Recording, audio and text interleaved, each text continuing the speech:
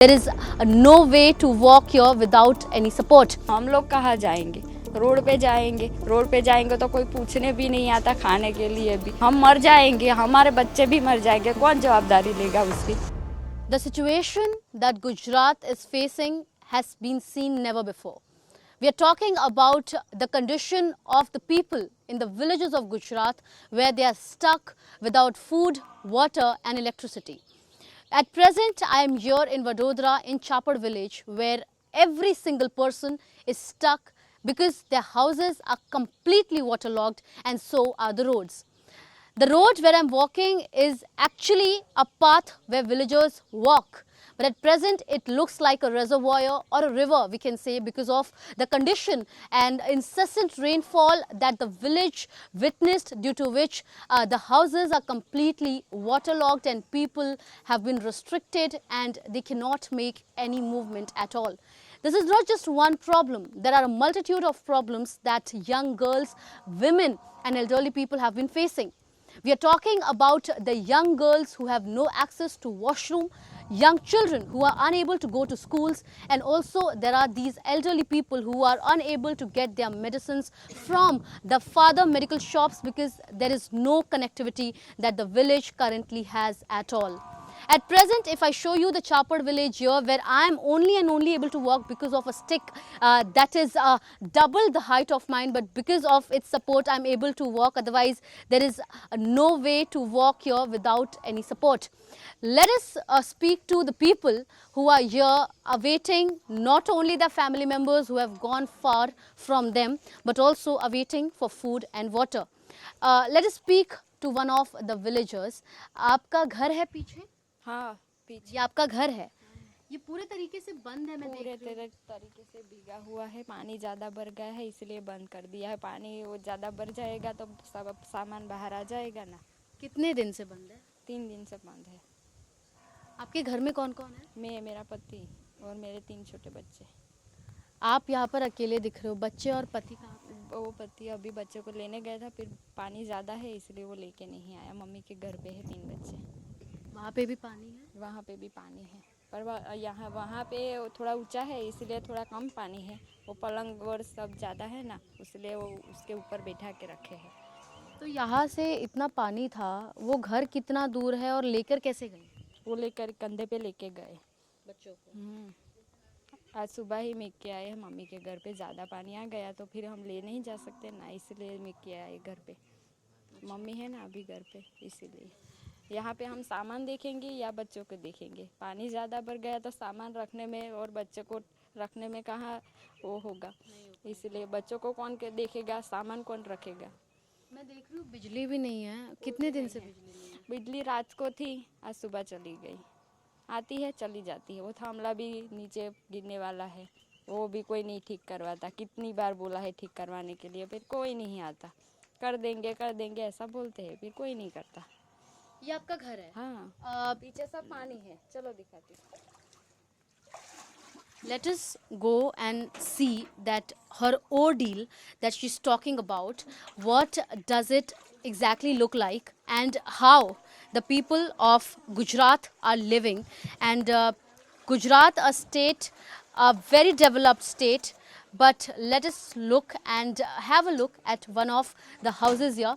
What I see is that almost thigh length water, and then there is this cupboard on which these pillows as well as blankets have been preserved so that at least at night they are able to sleep. But other than this, if I show you this particular chowki, it is completely waterlogged, and it is very difficult to keep balance in this house where I'm standing. And imagine, there were 5 people who used to sleep in this home, but at present it is impossible because of the water. The table is completely, I mean, it cannot be balanced as well. आप ऐसे घर में तो आप रह नहीं सकते। जब मैं स्थिति देख रही हूँ तो आप कैसे, मतलब इधर आप कैसे रह रहे हो? सोते कहाँ पर? यहाँ पे देखो, वो नीचे है ना, पैर लगाओ, वो नीचे सब ईंट रखी है। इसके ऊपर का हम खाटला रखते हैं, उसके ऊपर हम बैठते हैं। अच्छा, हाँ, यानी नीचे आपने 2-3 ईंट लगा रखी है? लगाई है नीचे, 4 ईंट है नीचे।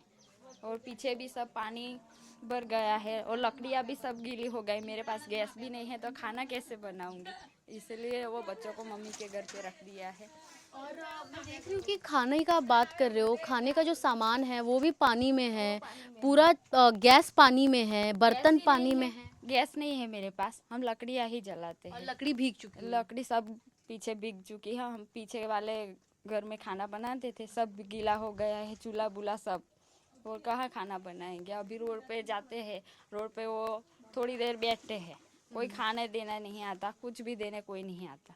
अच्छा, आप लोग जाके इंतजार करते हो कि कोई लेकर आए? हाँ, कोई लेके आएगा, फिर कोई नहीं आता, हम चले आते हैं फिर।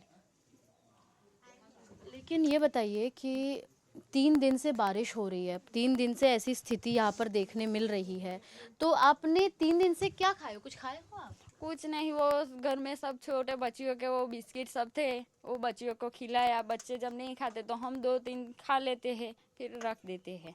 और जब उनको खाना होता है तो खाने दे देते हैं। हम लोग 2 बिस्किट या 1 बिस्किट खा के चला लेते हैं अपना काम।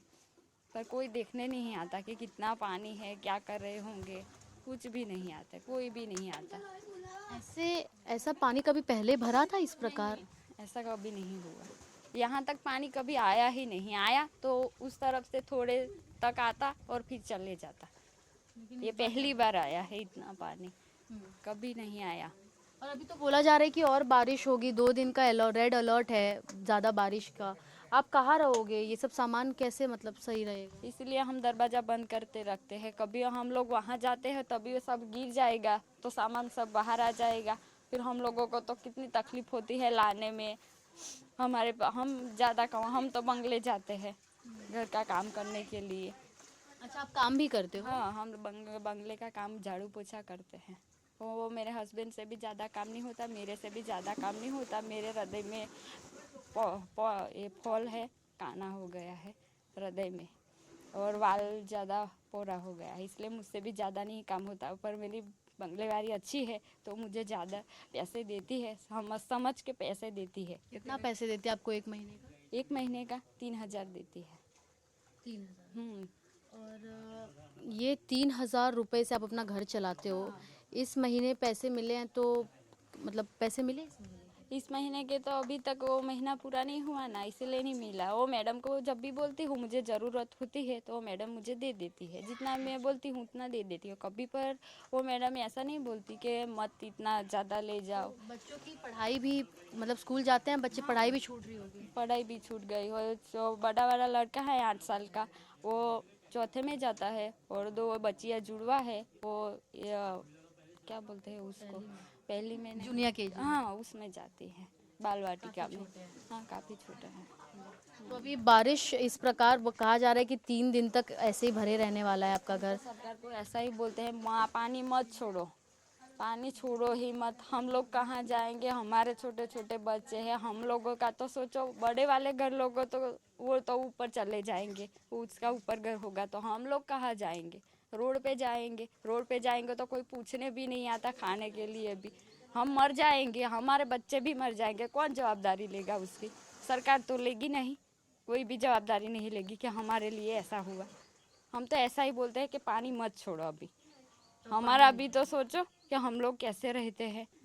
तुम बड़े लोगों का सोचता हो, हम लोगों का कुछ भी नहीं सोचते कि छोटे लोग कैसे रहते होंगे। मुझे तो इतनी विनती है कि पानी मत अभी मत छोड़ना। इतना बहुत हो गया है, बहुत तकलीफ हो रही है। इतना सब सामान रखने में, साफ करने में कितना दिन चला जाएगा। मेरे बंगले की भी कितनी छुट्टी पड़ जाएगी, इसलिए मैं तो थक गई हूँ। इसलिए मेरे बच्चों को भी मुझे चिंता होती है, अभी पानी उस तरफ ज़्यादा हो गया है।